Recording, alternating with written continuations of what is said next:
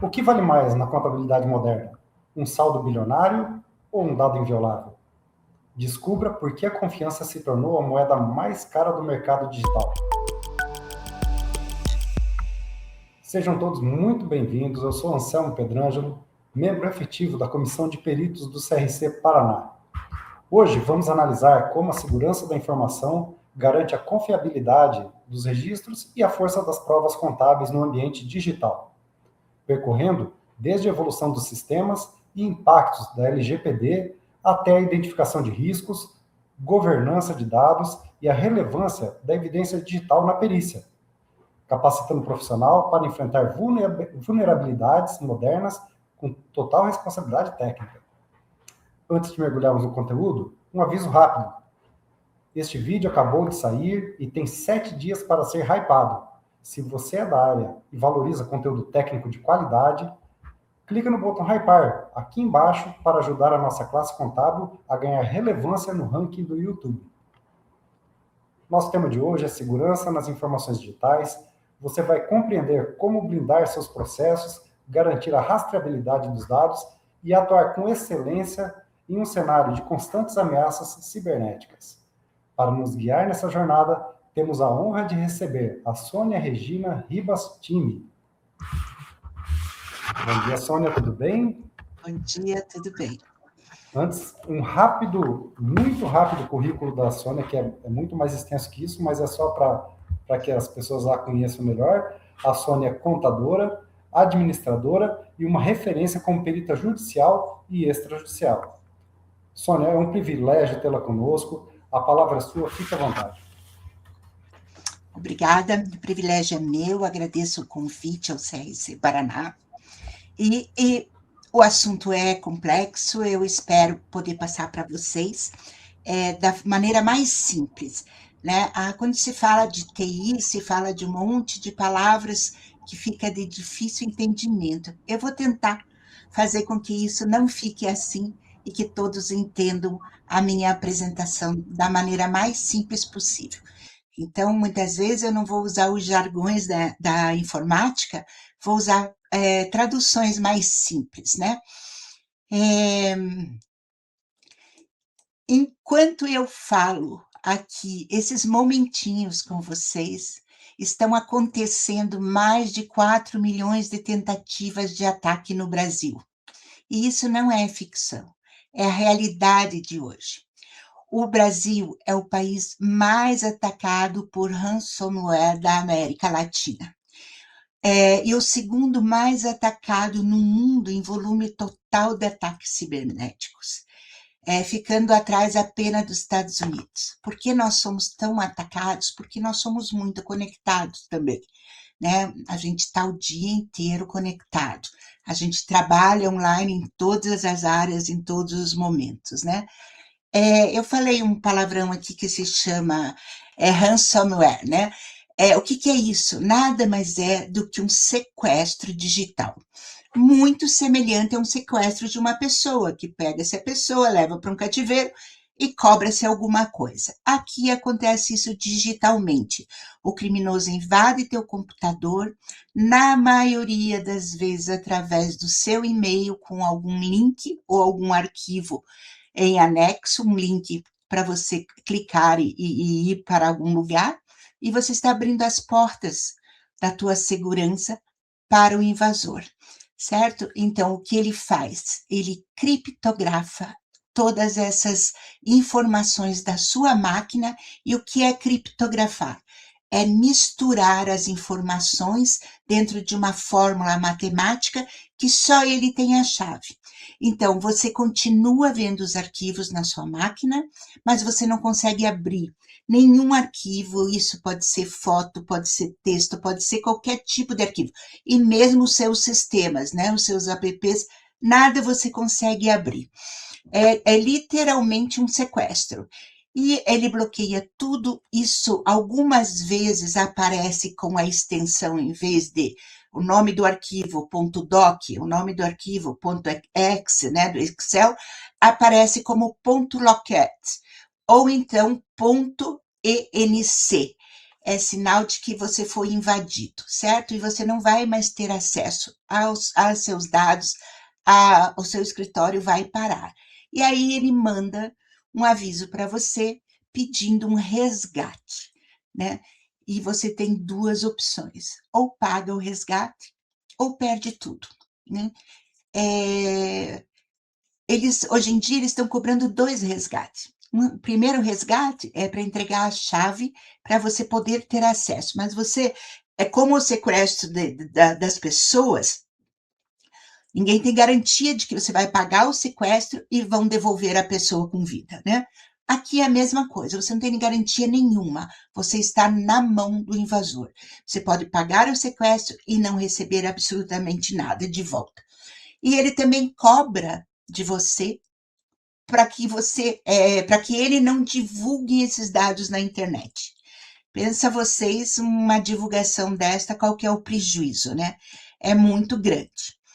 Então, dentro disso, que o Brasil está ali em primeiro lugar, tanto na América Latina, em segundo lugar desse tipo de ataque está o México e em terceiro a Argentina. Já em ataques diferentes, que são chamados de DDoS, no Brasil está em primeiro lugar, a Argentina em segundo e o Peru em terceiro. Só que essas informações são muito dinâmicas. Eu posso estar dando uma informação para você agora e o painel está mudando, certo? Então, mas de qualquer maneira, nós somos muito atacados. Basta vocês verem os números, né? 4,5 milhões de ataques dia, com um prejuízo estimado em 32 bilhões. 94% dos ataques são feitos através de e-mail, gente. Então, vamos prestar atenção. Tá? O tempo médio, porque você pode ter sido infectado e não saber e continuar trabalhando em sua máquina normalmente. O tempo médio para detectar um ataque gira em torno de 277 dias. É muito tempo, né? Hoje nós vamos conversar um pouco sobre os fundamentos da cibersegurança, né? Os vetores e técnicas de ataque, porque você tem que conhecer quem está te atacando para você poder se defender, né? As defesas e as boas práticas, e se der tempo eu vou falar um pouquinho da carreira de um cibersegurança, tá? Então vamos começar com os fundamentos da cibersegurança, né? Voltando ao mesmo padrão de slides aqui, esses ataques aqui, a gente tem que cuidar no nosso escritório os seguintes itens, que é de suma importância, né? A confiabilidade. Então, antes de falar de qualquer defesa, nós precisamos falar tudo a mesma língua. Toda decisão de segurança, como comprar software, criar políticas, treinamento de equipe, se justifica por pelo menos um desses três pilares da base da cibersegurança, né? A confiabilidade, a integridade e a disponibilidade, tá? Se não protege nenhum desses, não é necessário, né? Não é um investimento, é sim um custo, tá? Então, o primeiro pilar é a confiabilidade, que é garantir que essa informação chegue apenas a quem tem autorização de vê-la, certo? Para o escritório contábil, isto é crítico, né? Vejam bem, uma declaração de imposto de renda de um cliente, extratos bancários, contrato societário, enfim, nós, contadores, nós temos tudo o que o 171 Neomalandro quer. Nós temos as informações, valores, conta corrente, o CPF, endereço, o quanto ele tem na sociedade, quanto essa sociedade lucra, enfim, nós temos tudo que eles precisam para um bom golpe, certo? Então, a gente tem que se cuidar por causa disso, né? essas informações, se vazarem para a pessoa errada, o dano é imediato e irreversível. E não é só técnico, é ético e é legal também, né? Porque a Geral de Proteção de Dados pune exatamente a violação da confiabilidade. Tá? Então, a gente tem que estar sempre de olho na nossa confiabilidade. O segundo pilar é a integralidade. Garantir que os dados não foram alterados sem autorização. Você tem que ter a certeza de que o teu cliente te mandou um arquivo, esse arquivo chegou para você exatamente como o teu cliente te mandou. Ninguém no meio desse caminho da rede toda fez alguma alteração nesse arquivo. Para isso, a gente chama de integralidade, certo? Isso assusta mais do que as pessoas percebem. Não é só sobre perder dados, é sobre ter dados errados sem saber. É tão prejudicial quanto perder, né? Porque pensa, você está ali trabalhando com um dado que não é verdadeiro. Para nós contadores, isso é o caos, né? Imagine um lançamento contábil alterado silenciosamente, ou uma cláusula de um contrato modificado em um arquivo que ninguém percebeu, né? Os dados podem aparecer meses depois em um processo ou em uma auditoria, tá? Aqui,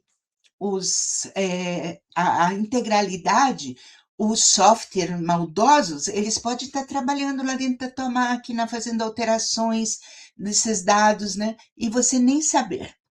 O terceiro pilar é o que mais aparece no noticiário, a disponibilidade. De nada adianta estarem seguros e íntegros se você não consegue acessá-los quando precisa, né? Isso é que nem você ter um cofre com dinheiro lá dentro e não ter a senha do cofre, né? De nada adianta. Um ataque de ransomware, né? Um sequestro, como nós já falamos, uma queda de servidor, um backup que nunca funcionou, um backup que nunca funcionou, gente. Olha essa frase que eu terminei de dizer, né? O backup é uma coisa tão necessária quanto para uma instituição, para um escritório contábil, como para qualquer um de nós, quanto o ar que nós respiramos, né? Agora, o que o povo faz normalmente? Faz o backup e não faz o teste desse backup, ou faz um backup só online, deixa ele online. Se o teu computador está infectado, teu backup vai estar infectado também, né? Eu tinha falado para vocês sobre os DDoS, né? O DDoS é um ataque de navegação de serviços distribuídos ou negação de serviços distribuídos. O objetivo não é roubar os dados, o objetivo é derrubar o sistema para que ninguém consiga usá-lo. É mais ou menos assim, você contrata 1000 pessoas para que liguem para um telefone ao mesmo tempo e não desliguem. Então, o que acontece? Isso pega e o telefone não funciona mais. E a mesma coisa esses ataques fazem no teu computador. Eles atacam em massa para que bloqueie, se teu computador fica bloqueado, você não tem acesso às coisas por causa que está todo mundo se conectando ali naquele momento, certo? Acho que de palavras assim que eu disse que para definir é isso nessa tela, tá? Então vejam vocês, né? Vamos conhecer um pouquinho da superfície do ataque, tá? Porque quando a gente conhece a superfície do ataque, você pode saber como se proteger. Tá, então nessa tela, para vocês depois, quando forem ler com calma, tem ali o que é atacado, em um amarelo mais forte ali, tá a defesa, tá bem? Então, eu vou falar item por item, que é sempre muito importante, porque a superfície de ataque é tudo aquilo que o criminoso pode tentar explorar para entrar no seu escritório, tá? No mundo físico, é como arrombar uma janela, como abrir uma porta, só que aí faz barulho, né? Você vê já no mundo digital é totalmente diferente a isso. quanto maior a superfície, maior é o risco de entrada de alguém. E a maioria dos escritórios não sabe nem o tamanho da superfície que expõe todo dia, né? Então vamos lá, o humano. O maior risco não está na tecnologia, está nas pessoas. Veja que 94% dos ataques é feito por um e-mail porque alguém clica em cima, alguém abre um anexo que não deveria. Então, é aquela coisa do estagiário que tem acesso em tudo, é um ex-funcionário cujo acesso não foi revogado, é uma engenharia social que não explora a falha do sistema, explora a falha humana, né? A falha humana não tem atualização que nem os sistemas têm. Eles têm treinamento, gente, tá? E é um treinamento que não é para criticar, para punir, para demitir, né? E sim para orientar, tá? Vê se você se identifica com isso. A Mariana, assistente fiscal do escritório, recebeu um e-mail aparentemente de um domínio de sistemas dizendo que o certificado digital ia vencer em 24 horas. O que ela faz? Ela clicou, digitou o usuário e a senha e entregou o acesso de todos os clientes do escritório para um criminoso. Ela não foi negligente, ela foi enganada. E isso acontece todos os dias, tá? O endpoint é cada dispositivo conectado à sua rede. É um computador, é um celular, é uma impressora, é um notebook. Eu vejo nos escritórios, quando eu vou fazer assessoria de segurança, que as pessoas nem sabem que a impressora está conectado ao computador por Wi-Fi. Ela simplesmente diz, não, a impressora não está conectada fisicamente no computador, mas ela tem Wi-Fi, ela está conectada à rede, certo?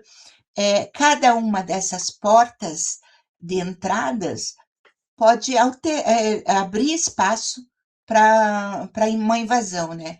É um notebook com o Windows desatualizado, é aquele notebook que só é usado em viagem, então ele não atualiza automaticamente as versões, né? Porque as versões dos sistemas, na grande maioria das vezes, elas não foram feitas para rodar coisa nova.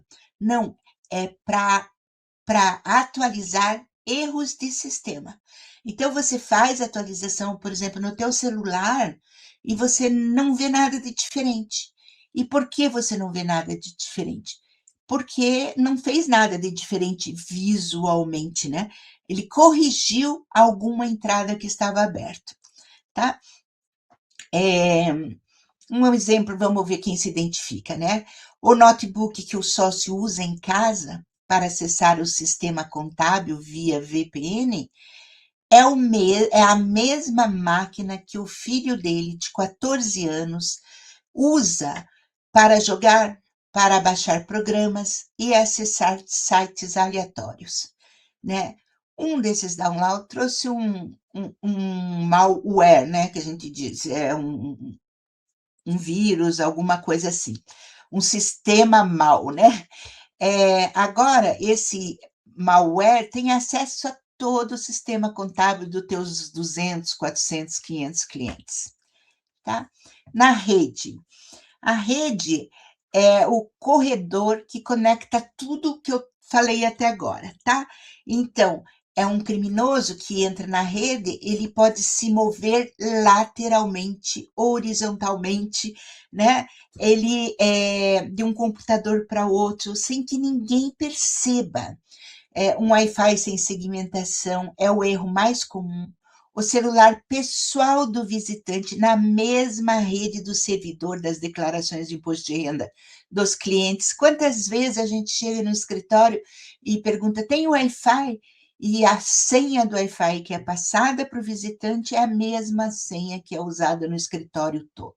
Aí você escancarou, né? Não é só abrir uma porta, você escancarou para o mundo, né? Ou então a senha do escritório está anexada na parede, sim, para todo mundo ver. E é a mesma senha que está com todos os funcionários, onde está todos os dados do escritório, né? As aplicações.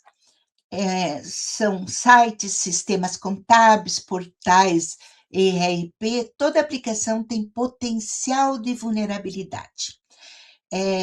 O SQL, que é uma linguagem que permite você tratar um banco de dados, permite que o criminoso manipule o banco de dados de um sistema só digitando comandos no campo login.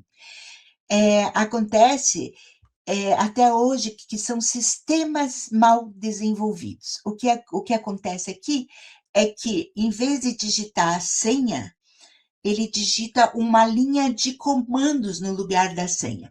É mais ou menos assim. O, o computador entende, ele pede uma senha, você digita a linha de comando e ele entende que isso é uma senha. E aí, essa linha de comando faz o que quer dentro da tua máquina. Fica tudo exposto. É como se você chegasse no banco e dissesse: eu quero sacar 50 mil. E o caixa diz para você: qual é a sua senha? Você diz: esquece a senha, me libera assim mesmo, tá? É isso que acontece, tá?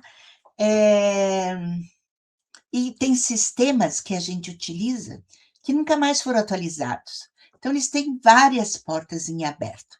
Então, a atualização automática, né? Deixa lá para atualizar sempre na madrugada, você pode fazer isso acontecer para que você tenha sempre uma máquina segura. Os dados. Os dados são o objetivo final do ataque.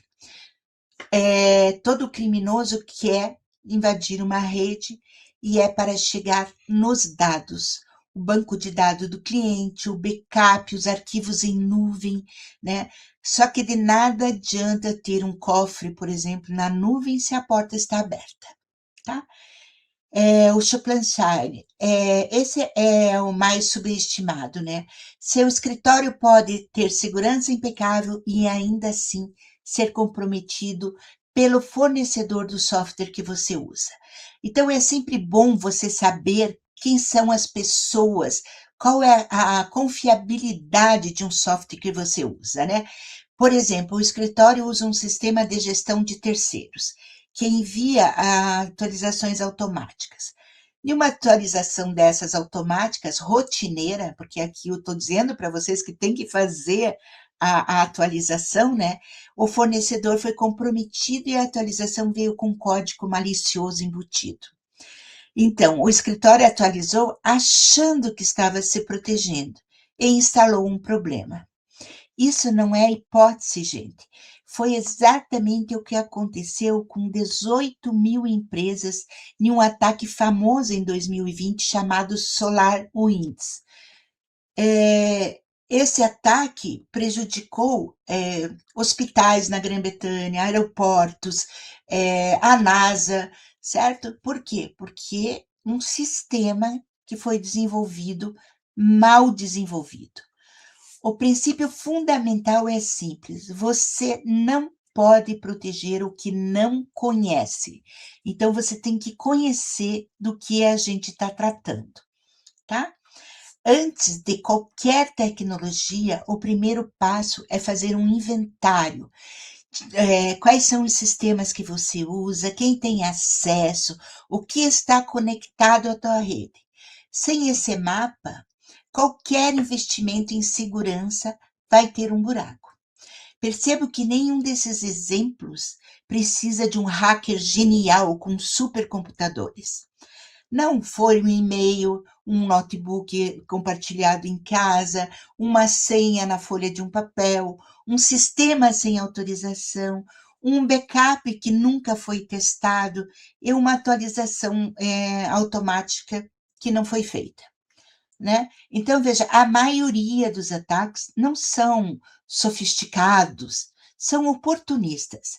Eles procuram a porta aberta, não arrombam a fechadura, né? Eles querem a coisa fácil também.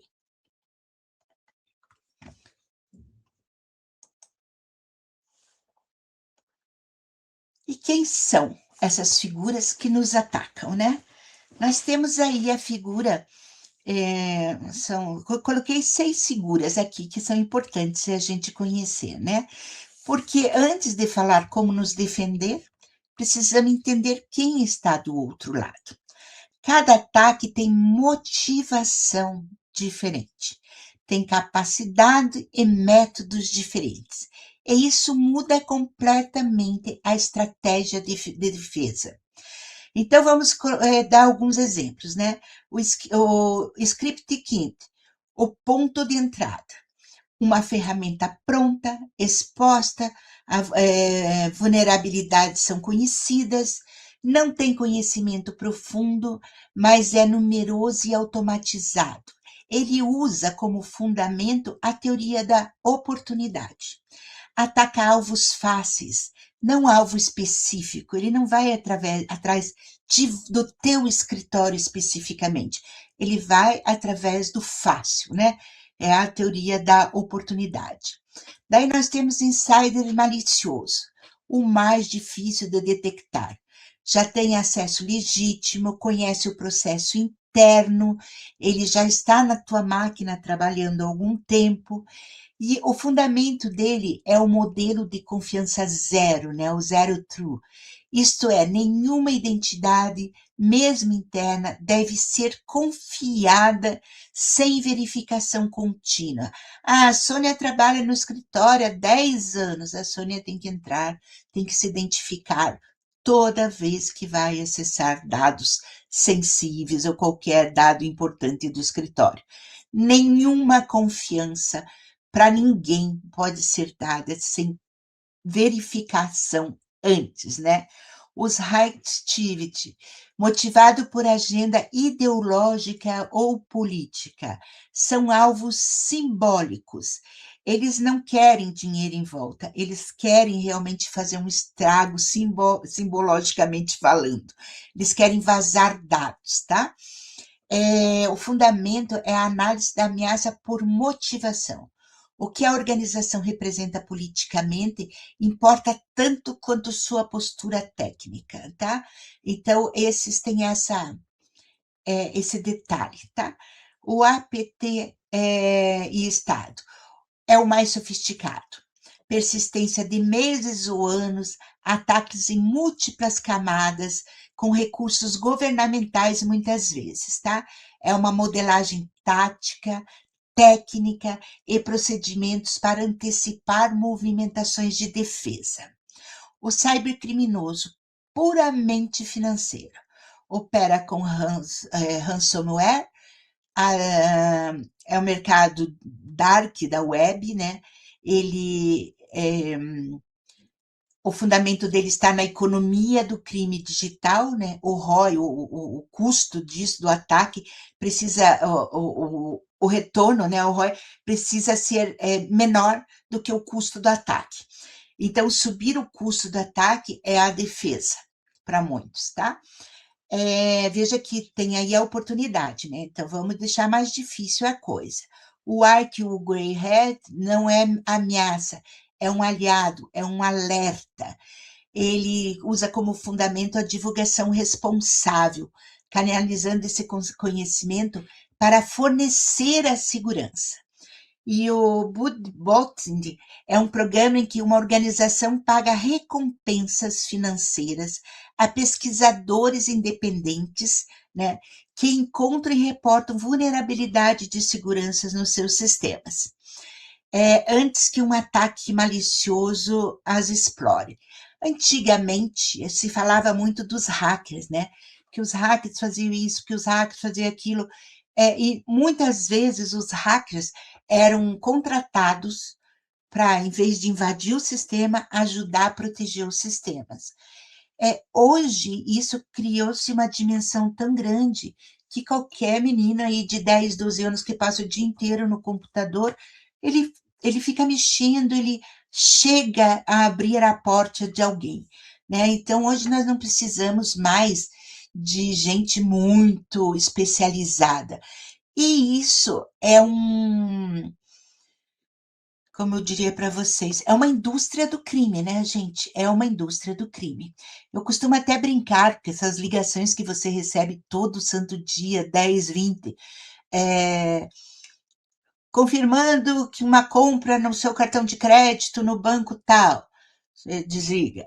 Confirmando uma compra no banco outro, banco que você nem tem conta, né?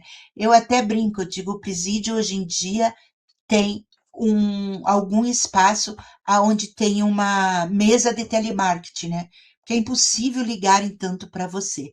Mas existe, já foi fechado algumas, são indústrias do telemarketing trabalhando para o crime, né, gente?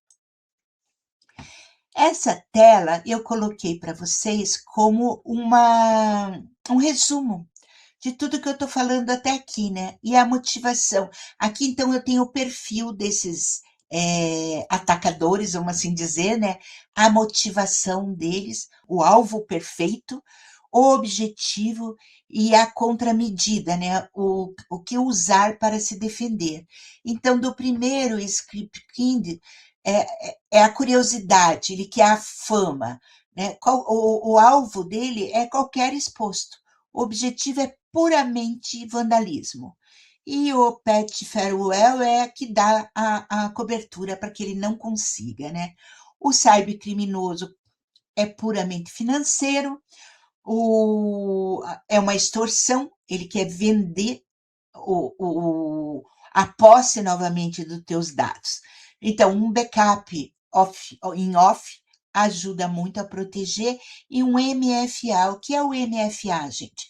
O MFA nada mais é do que uma segunda senha, um segundo tipo de proteção. Vocês podem verificar no banco de vocês que quando vocês vão fazer um lançamento financeiro de débito, o banco pede para que você leia o QR Code, ou que você dê um número que ele mandou para você. Então, isso é o MFA, é uma segunda confirmação. No Gov, por exemplo, a gente entra e tem que pede para ter uma segunda confirmação. Então, a segunda confirmação é ótima, ela nos livra de muita coisa, né? E assim por diante, gente. Eu deixei esse resuminho aí para vocês, para ficar fácil do entendimento, tá? Os malware, os tipos e características de cada um, né? Então, no cenário atual, em que um escritório contábil e de advocacia, por exemplo, opero majoritariamente em ambiente digital, né? Hoje é o que a gente faz. Eu sou perita contábil, eu trabalho o dia inteiro no computador, eu não saio mais da frente do meu computador, né? O dia inteiro e a noite inteira. Essa noite, por exemplo, eu passei a noite inteira trabalhando. Se fosse no tempo que, lá atrás, quando eu comecei, né, eu tenho 25 anos de perícia, esse ano eu completo 26 anos, seria impossível passar uma noite trabalhando. Eu não teria todos os dados que eu precisaria, não teria acesso ao processo. Hoje, eu passei a noite trabalhando e tenho acesso a tudo sentada no meu escritório, né? A segurança de informação hoje deixou de ser a preocupação acessória, ela passou a ser um elemento central da própria atividade profissional nossa, né? Dados fiscais, contratos, processos, declaração, tudo isso contém, né, dados sensíveis dos nossos clientes. Assim, compreender os tipos de malware não é uma questão técnica isolada, mas sim uma medida de proteção patrimonial e jurídica. O enquadramento disso seria o risco direto para pequenos escritórios. Por que para pequenos escritórios? Porque um pequeno escritório tem todas as informações que os invasores querem e não tem cuidado nenhum com a segurança, né? Diferente das grandes corporações, que em regra não possui que tenha uma estrutura robusta de segurança, o pequeno escritório não tem isso. Isso se torna alvo preferencial, né? Pois concentram dados valiosos com menor nível de proteção. Além disso, qualquer incidente pode gerar responsabilidade civil perante o cliente, violação da Lei Geral de Proteção de Dados Pessoais, perda de credibilidade profissional. Pensa bem, você tem que informar os seus clientes que os dados deles vazaram, né? Vão ficar muito felizes com você, com certeza, né? E em casos mais graves, o impacto financeiro relevante disso, tá? Então, o vírus, vamos lá para as explicações de cada um, né? O vírus nos escritórios normalmente entra por e-mail. Eu vou falar isso 10.000 vezes para vocês prestarem atenção, tá? Ou downloads indevidos. Um simples arquivo de planilha ou um PDF pode comprometer documentos contábeis ou peça processual. O worm se espalha automaticamente na rede. Em um escritório com computadores ligados, pode comprometer simultaneamente arquivos de clientes distintos, ampliando o risco jurídico disso. O Trojan, que é o famoso cavalo de Troia, muito comum em golpes direcionados a contadores, a advogados, a médicos, o Trojan se disfarça de um sistema conhecido. Por exemplo, supostos comunicados bancários ou intimações judiciais, para nós que somos peritos, seu objetivo principal é abrir o acesso remoto ao sistema. Então, ele vem de uma maneira disfarçada, ele vem falando de um jeito conhecido para entrar ali. É aquele famoso que te vê uma vez na vida e depois chega e diz: a Sônia é minha amiga, eu conheço ela há muitos anos já. Quem não topou com uma figura dessa, né? O spyware, ele captura informações silenciosamente. Em escritório, isso pode significar vazamento de dados de clientes, estratégias jurídicas, informações contábeis sigilosas. E ele é quietinho, ele não faz alarde, ele só pega os dados, tá? O HobTicket atua de forma oculta também, dificultando a identificação do problema. Isso é especialmente crítico quando o escritório acredita estar operando normalmente, mas já está comprometido. E olha a quantidade de informação que vai para o escritório, para o seu cliente, para o outro cliente, para outro cliente, tudo isso vai comprometido. O botnet, equipamentos infectados, pode ser utilizado para práticas ilícitas sem o teu conhecimento, como o envio de spam e ataques digitais. Em determinadas situações, isso pode gerar questionamento quanto à responsabilidade do titular do equipamento. Tá? E os fileless representam um desafio moderno, pois não deixa rastro em disco. Para a perícia, isso é uma loucura, né, gente? Isso dificulta tanto a prevenção quanto a prova técnica posteriormente.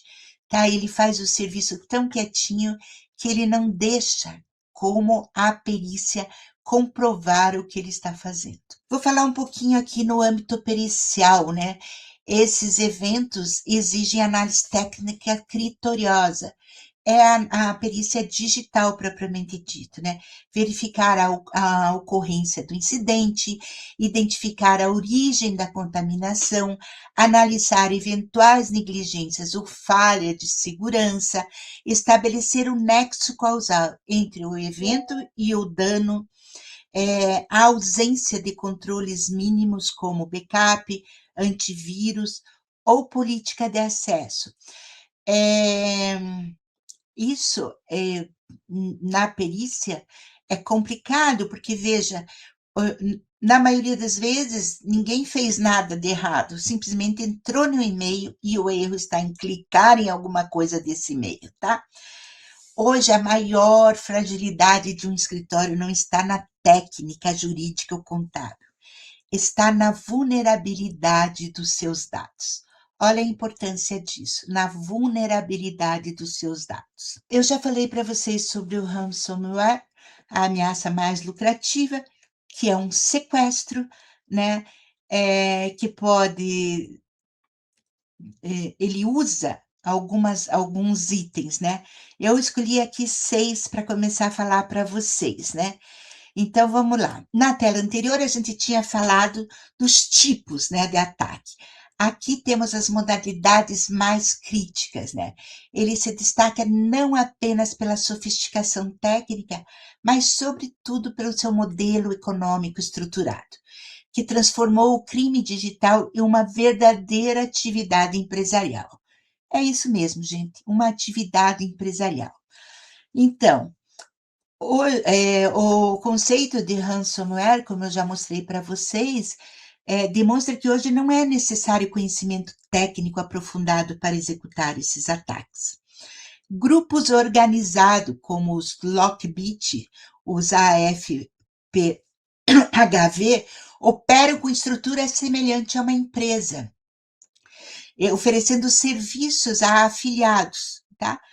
Isso amplia significativamente o risco para escritórios pequenos, que passam a ser alvo frequentes dessa indústria do crime. Então, vários criminosos estão lá trabalhando. Quando eles conseguem um dado, eles vendem esse dado para você. Então, eles já lucram aí, tá? E aí você entra e faz o sequestro e tudo mais. É fundamental compreender que esse ataque não ocorre de forma instantânea.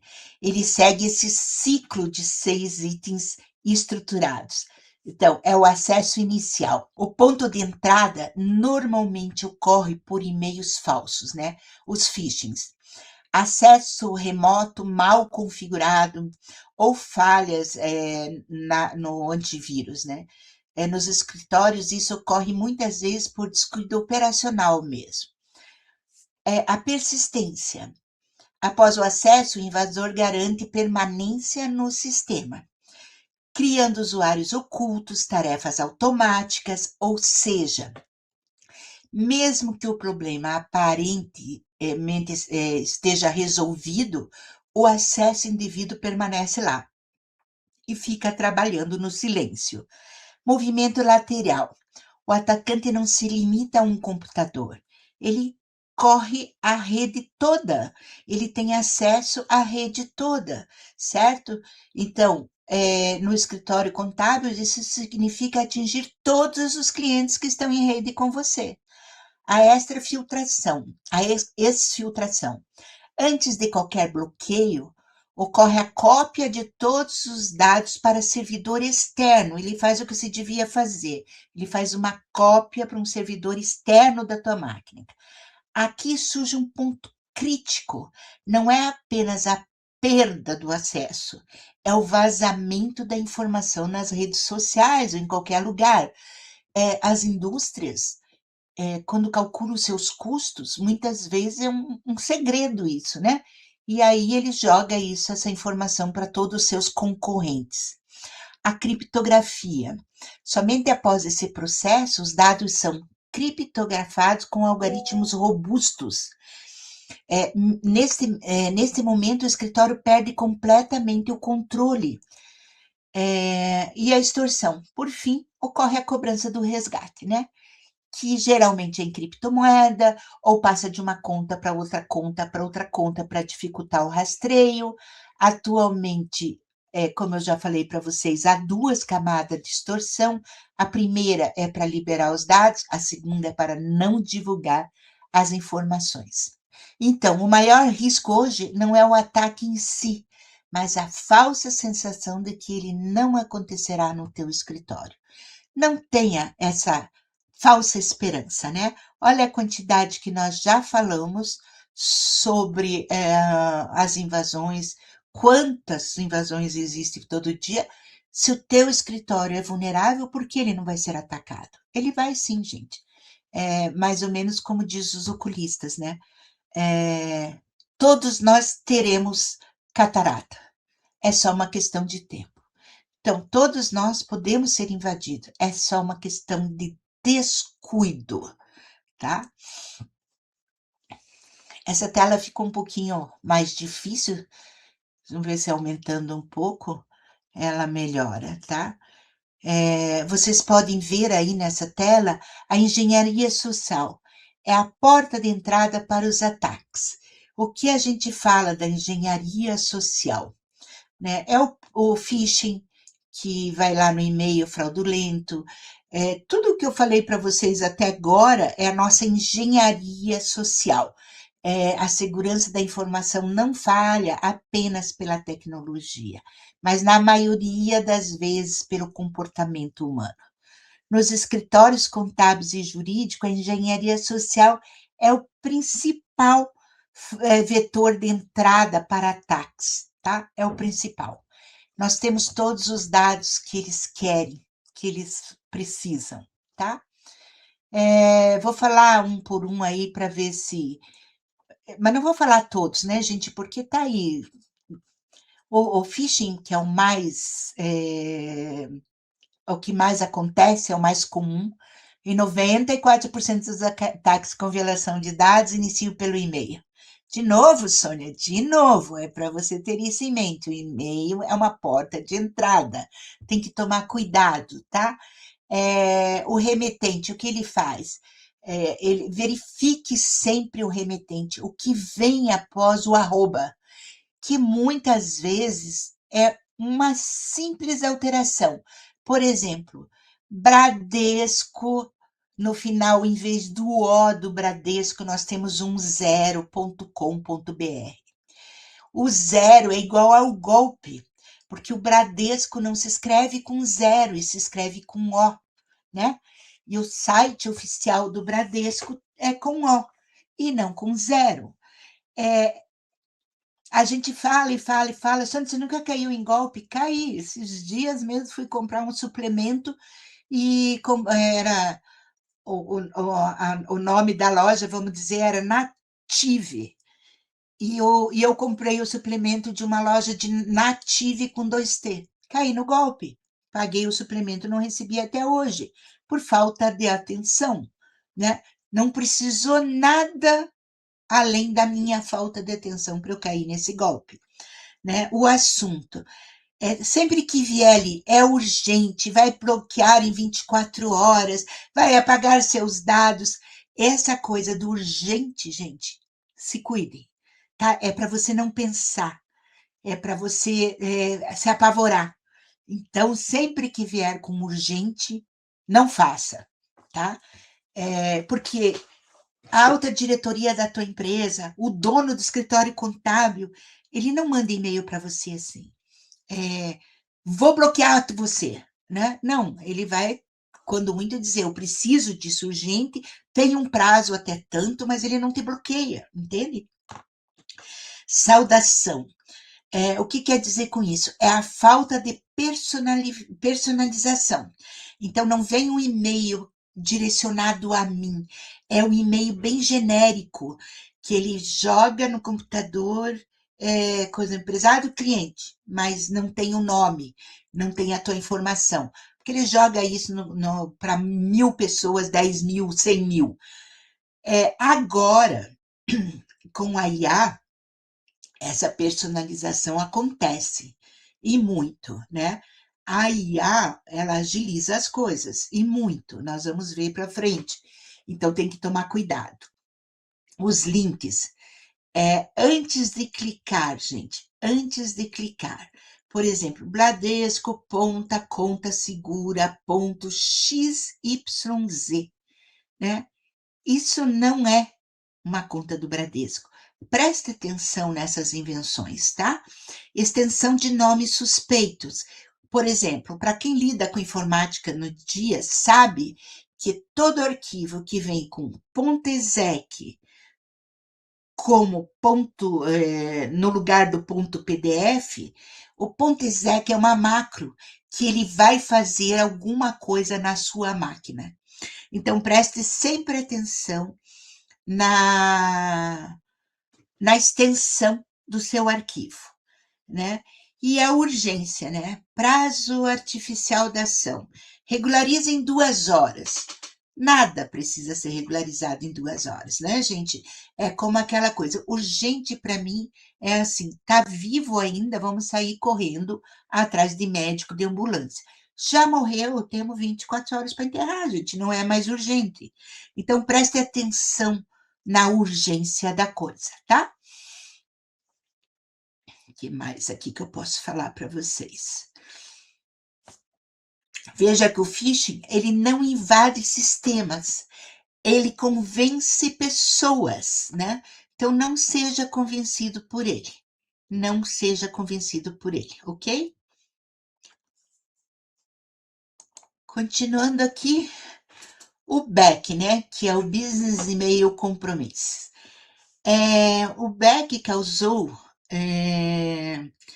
2,9 bilhões em perda nos Estados Unidos, em dólar isso, né? Nos Estados Unidos em 2023. Ataques personifica executivos ou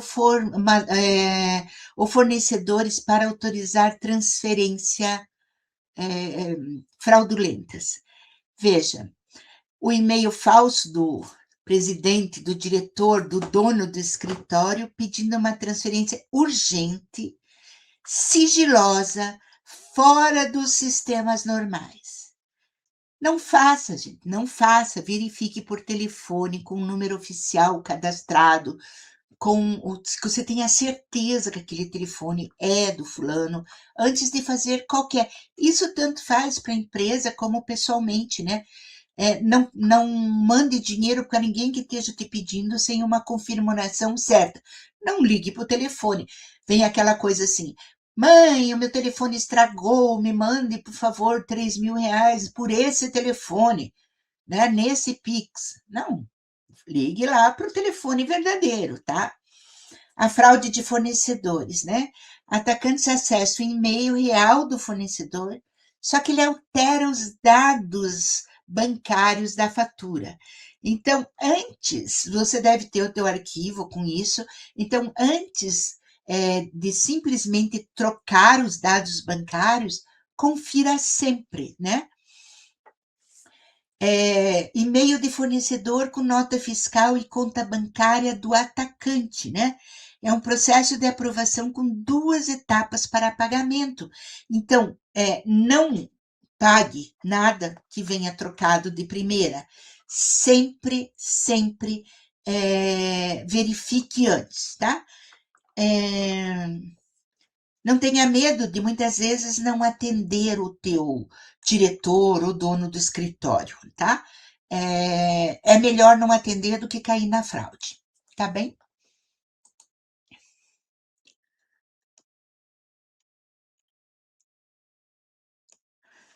No back, o problema muitas vezes não é o sistema, é a confiança sem verificação. Tenha isso em mente. É a confiança sem a verificação, tá? Você tem que confirmar, sempre que os dados alterem, você tem que fazer confirmações, tá? Eu vou dar uma puladinha aqui, porque tá aqui, é autoexplicativo, senão não vai dar tempo de eu falar tudo que eu quero falar para vocês, tá?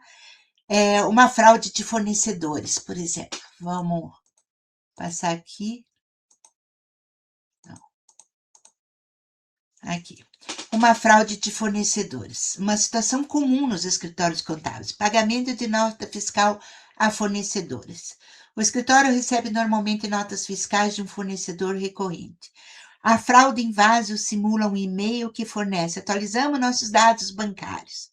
O escritório apenas atualiza o cadastro e realiza o pagamento. O que houve aqui? Certo, confiar dados bancários por telefone, confirmar, né? Errado, apenas seguir um novo e-mail.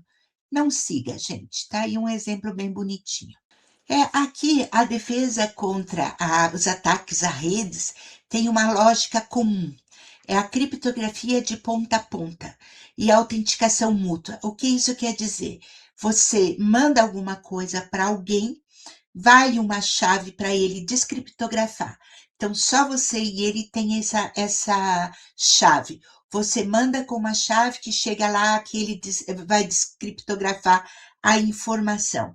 Então, é como se fosse uma confirmação mútua, né? Garante que tanto o cliente quanto o servidor provem sua identidade antes de qualquer dado trafegar em toda essa rede, tá? A vulnerabilidade da web, né? Aqui nós temos alguns tipos, nós temos 10 tipos de vulnerabilidade, e em cima tem o nome da vulnerabilidade e o que deve ser feito, né? Por exemplo, criptografia aqui, dados expostos por criptografia fraca. Então, as criptografias também têm que ser em bom.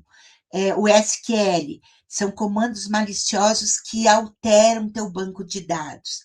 A falha da arquitetura é recuperável no design, né? E assim por diante, gente. Está aí a informação, vocês podem procurar melhor cada item. Ter alguém da segurança é sempre muito importante para acessar vocês. Vamos para as boas práticas e a defesa de tudo isso, que é mais importante, na minha opinião, do que ficar falando esses palavrões por aí, né? Esses palavrões que tem que entender mais é o técnico da TI, é o teu terceirizado que vai cuidar da tua segurança, é a assessoria que eu faço para você e assim por diante, né? Então, vimos que na maioria das situações, eles não exploram apenas a falha tecnológica, mas sempre a falha humana, né? É o comportamento. A partir deste momento aqui, nessa apresentação, nós vamos mudar o foco. Nós saímos do problema e passamos para a solução. Como proteger o escritório, como estruturar procedimentos e como reduzir na prática os riscos. Aqui está o ponto central: escritórios contábeis, jurídicos, econômicos, financeiros, né? Não precisam de estrutura complexa para se proteger. Na maioria dos casos, medidas simples, quando bem aplicada, evitam praticamente quase todos os incidentes que nós vimos até aqui, né? Falando da perícia, né? Como perita, não posso deixar de falar da perícia. O enfoque pericial, ele é decisivo. Ele tem que ver quando ocorre um incidente, a análise técnica desse incidente não se limita ao ataque, mas ele avalia se existiam controles mínimos de preservação, porque isso é sua obrigação. Para nós contadores é tão obrigação quanto seguir as normas contábeis, certo, gente? Então vamos agora tratar um pouco dessas boas práticas, né? A segurança não está, gente, na complexibilidade das ferramentas, está na consistência dos procedimentos, tá? Então vamos lá. Uma senha, né? Só um exemplo para vocês. Por exemplo, a famosa senha 1, 2, 3, 4, 5, 6. Ela tem 20 bits. Em um segundo, ela é quebrada por qualquer menino aí que mexe com informática. Já se você mudar essa senha para letras e números, por exemplo, Maria, 2024, ela tem 30 bits. Ela leva 3 horas, já demora um pouco mais, né? E lembra-se lá que eu falei que a oportunidade é a facilidade? Então, agora, se você colocar alguns caracteres de segurança, como, por exemplo, Maria, arroba 2024, um ponto de exclamação, sobe para 55 bits. Isso aqui já demora 8 dias para ser quebrada essa senha. E aí, se você coloca aí gasto, cifrão, azul com A maiúsculo, hashtag 7, um número, né? Bola, isso vai para 80 bits, leva 400 anos para quebrar. E essa última senha aqui, que eu não vou ficar lendo ali para vocês, que é simplesmente enorme, ela vai para 110 bits. Leva muito, muito tempo para ser quebrada, né? Então, veja que simples mudança de senha facilita para nós não sermos invadidos e dificulta muito para o invasor. E é um ato simples, né? Tem escritório aí que desde que começou há 20 anos atrás usa a mesma senha no e-mail, né, gente? A gente tem que mudar periodicamente, tá? A senha, ela não precisa ser impossível de quebrar, ela só precisa ser difícil, do que para valer a pena atacar, né? Então, uma senha igual essa aqui é difícil demais. Por que, que ele vai ficar perdendo tempo com você se tem um monte de gente que está aqui no 1, 2, 3, 4, 5, 6, né? Então, é só mudar a senha. Um exemplo bem prático. E quero ver quem que se identifica com isso, né? A senha foi criada pelo diretor, pelo dono do escritório contábil, como João arroba 1508, né? É uma senha para ele não esquecer, com o nome do filho dele, com a data de nascimento do filho. Aí ele vai lá nas redes sociais, no Instagram, e coloca lá: parabéns, João, parabéns, meu filho, pelos seus 5 anos. 15/8 é um dia especial, né? E o que, que o atacante está fazendo? Identifica o nome do filho na rede social, descobre a data de nascimento da postagem, testa combinações possíveis. João 1508, João arroba 1508, filho 1508, né? Então, veja, a gente entrega, muitas vezes, a senha para o atacante, né? É como um passe de bola para o atacante fazer o gol, né? A culpa é nossa, eles quebram em alguns minutos, certo? Eu vou apressar um pouquinho, o material vai ficar aí à disposição de vocês, eu também, ao que vocês precisarem, eu estou à disposição para esclarecer. Aqui eu coloquei nesses slides aqui coisas críticas, né? O que deve ser feito, no período que deve ser feito, tá?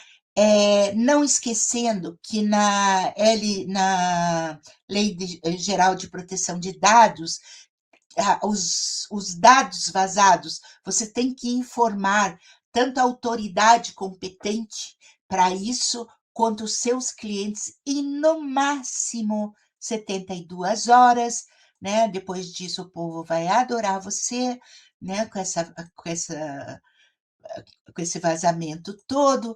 Depois eu pus um exemplo de um escritório contábil aí que vocês podem, de fato, verificar, e esse exemplo vocês vão se identificar com ele, tenho certeza.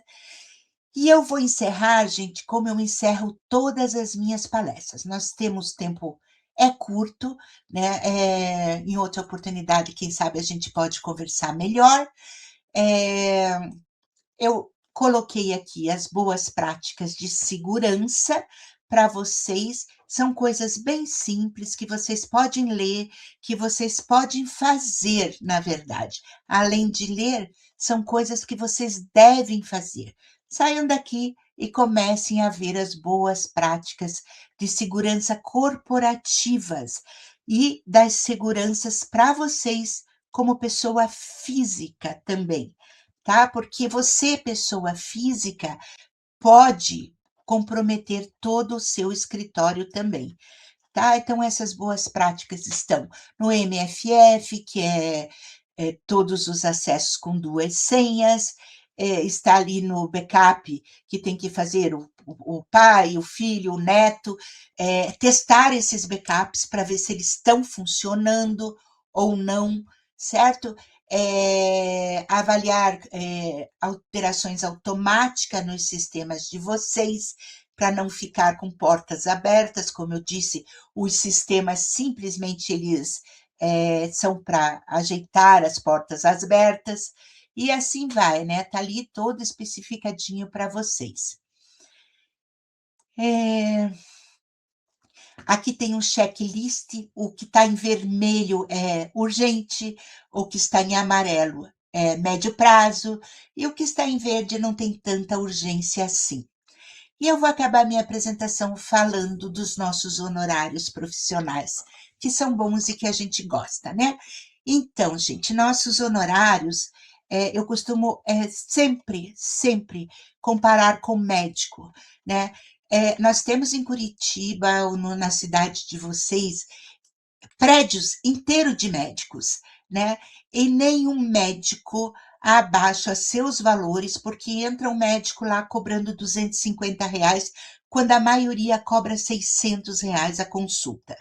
O que acontece Esse camarada que cobra 250 a consulta vai se sentir deslocado, mas nenhum outro colega dele vai abaixar o valor. Aí vocês vão me dizer o seguinte: ah, professora, mais um médico é necessário. E nós não somos? Pergunto para vocês: nós contadores não somos necessários? Tire nós do mundo, no Brasil atual. Como é que o governo vai receber impostos?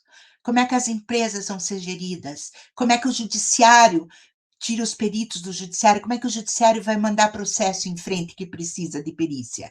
Nós somos tão necessários quanto os médicos. Então, vamos nos valorizar, por favor. Nós não vendemos banana, gente. Eu uso muito isso. Porque nada contra quem vende banana. Mas a banana na feira, às 6 horas da manhã, custa R$ 5, porque ela está toda amarelinha. Às 10 ela já está com pontinho, ela passa a custar R$ 3,50. E ao meio-dia ela está deteriorando com o calor da feira e passa a custar R$ 2. Ela deteriora com o tempo, diferente do que nós vendemos.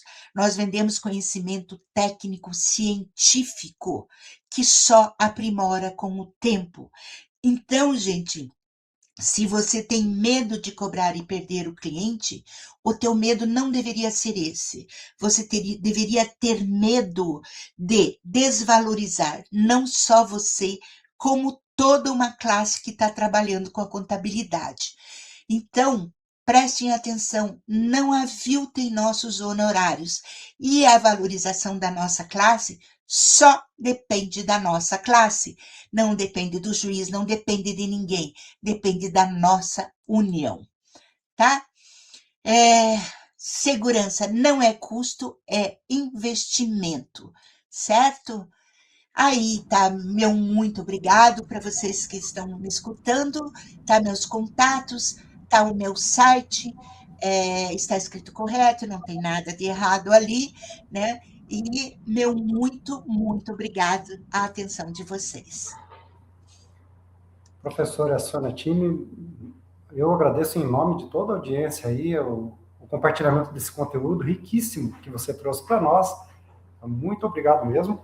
E assim nós vamos encerrando essa nossa escola técnica de hoje. Tá? Mas antes de sair, deixe seu like, inscreva-se, compartilhe esse vídeo com aquele colega que precisa entender que a segurança da informação não é um custo, como falou a professora, mas a maior garantia de continuidade do seu negócio. Nosso compromisso é fomentar conhecimento e apoio técnico para uma profissão cada vez mais forte, estratégica e preparada para os novos tempos. Muito obrigado a todos pela presença. Até a próxima. Conselho Regional de Contabilidade do Paraná. Siga este conselho.